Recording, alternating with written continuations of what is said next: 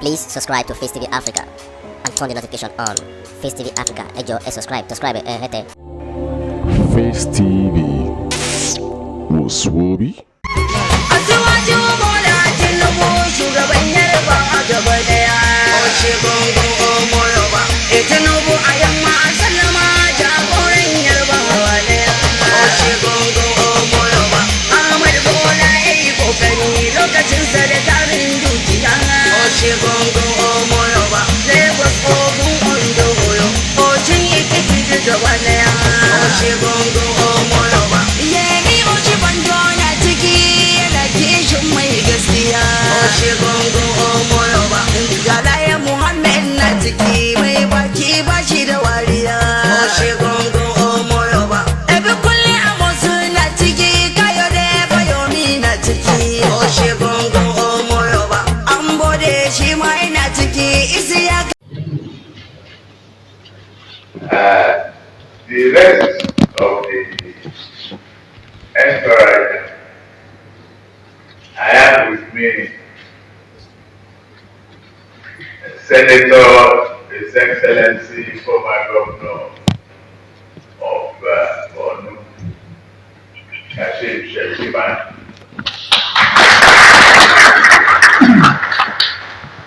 A son of his soil, too, in KADUNA here, my friend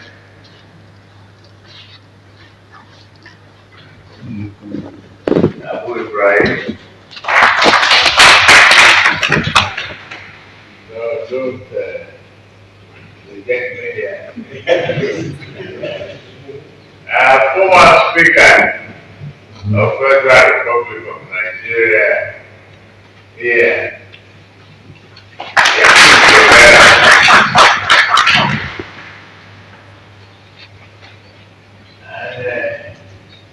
I think we stay after.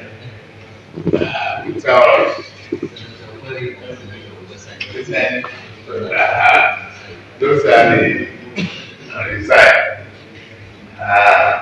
General Jafar, thank you very much for bringing all the memory of this historic hall and chamber. Aji modiyaka, wato na kayo kokari garkuwan Tinubu baka faɗi ba. Oshe gongo omoyoba, gwamnan Lagos man gaida kai a yakin nan kai gaba. Oshe gongo omoyoba, ga Abdurrahman gwamnan Osun Haribi Sola ban bar shi ba. Oshe gongo omoyoba, kun taimaki 'yan Najeriya. Allahumma ba minu je, Allahumma ba minu je. Mama jamba musiba bade Allahumma baminu je Allah tu seye mutube Allah tu seye mutube iworo la ulama iwo Allah tu seye mutube Allah kutiminu Allah kutiminu alkiyama ijadi jibe Allah kutiminu jama'a barkanmu da arziki bana dai PDP ta tafi Buhari ya nemi godiya shugaban jama'ar Najeriya. Barkanmu da arziki bana dai PDP ta tafi. Buhari ya nemi godiya shugaban mulkin Najeriya. Bana mun yi wa malfa jana'iza na madi.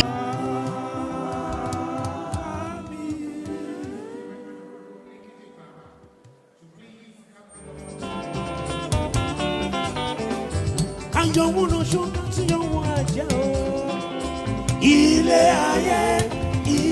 ayé fàájì ni o.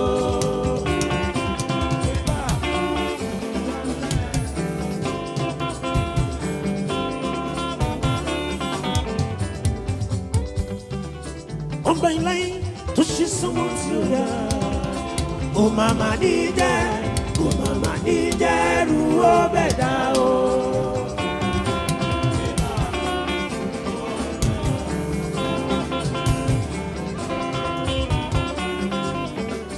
Yo yo yo, yo yo yo, yo yo yo, yo yo yo.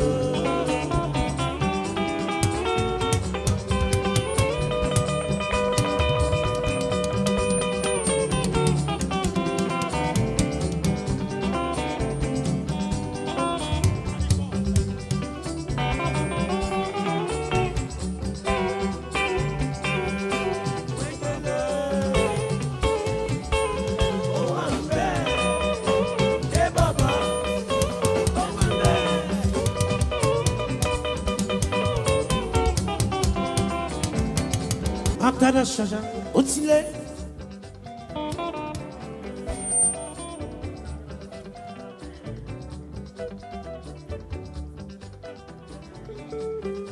Ushemalanso no lanso. Olayapa.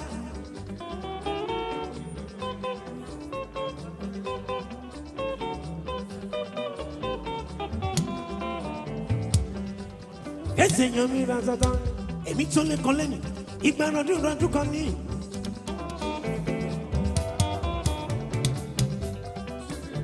Oluabu Sola Shamo Barodi anire. Yes, sir. Abiodu, Odula Wami Mirazata.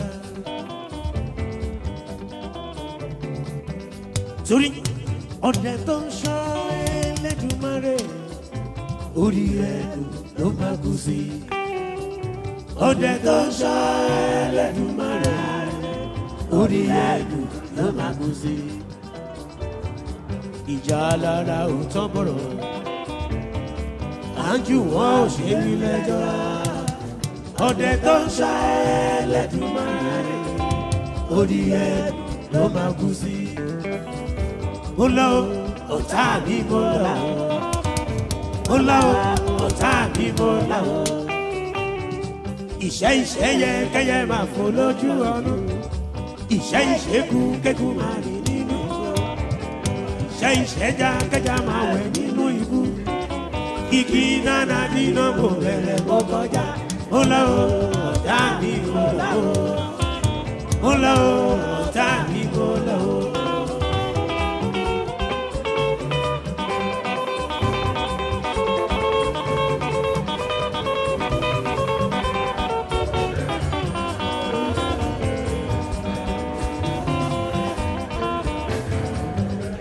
Kiyo mi yo mi razada. Forward, forward, forward, forward, forward, forward, forward.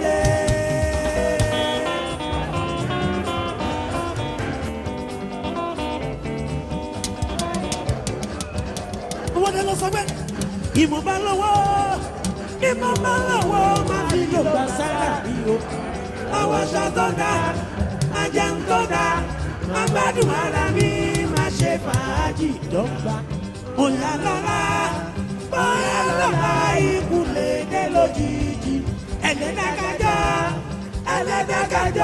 Edabade Atis.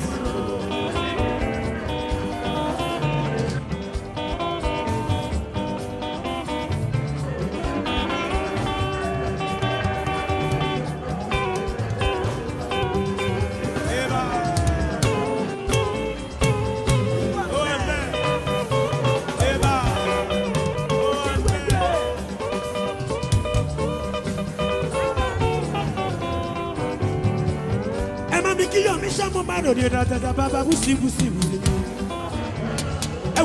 Fọwọ́ dèrò tẹni kankan wọ́n síbí o. Ìsọkúsọ tó ń wọ́n kan bí sọ o.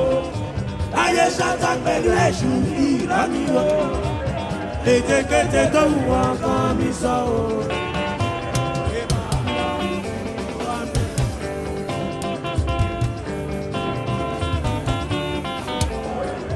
Yọ̀bí.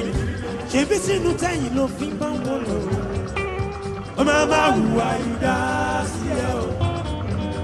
Ó máa hùwà ìdá sílẹ̀ o. Wàá gbẹ̀yìn lọ sí wọn. Ìwọ́n bá gbẹ̀yìn lọ sí wọn. Ó máa máa dára ìyanu fún wọn o.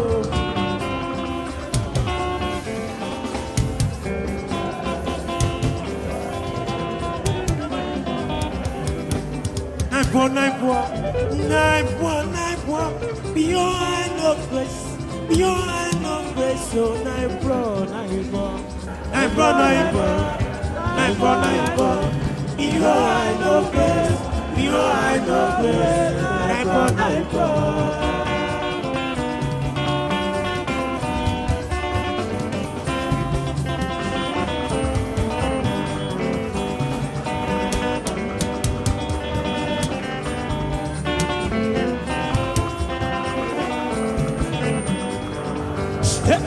Aya olè là ń gbà, kò sẹ́ni tó lè gbọ́mọ lẹ̀.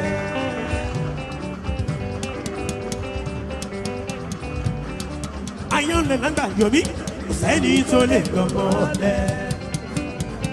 Kò sẹ́ni tó lè gbà ìyàwó tí mo bá fẹ́ ná èyí tó ṣì fẹ́ràn mi ni.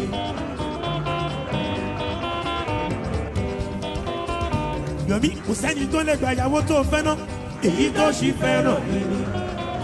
Kọ́ tẹ̀sẹ̀ gbéyàwó lẹ̀ fúnlẹ̀ o. Àwọn bẹ́lẹ̀ jayọ̀ parí bẹ́lẹ̀ jayọ̀ gbéyàwó ọ̀lẹ́ fúnlẹ̀ o.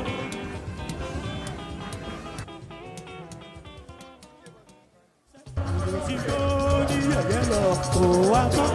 Ẹni bá wù kọ́ bẹ́ sọ sàkó àgó sóde. Dúpẹ́ máa gbọ́ bàbá sọ títí tán bàbá kò burú. Àgbo méjì wọn ò gbọ́dọ̀ fún mi nítorí. Ó yá kálukú ló ní tiẹ̀ lára. Ibi tó fi òfin èèyàn oníṣẹ́ lòmí. Láyé bí orí gbogbo wọn pátá nìmọ́lá. Bámúbámú ẹni tílẹ̀ bámọ́ níbẹ̀ láwọn.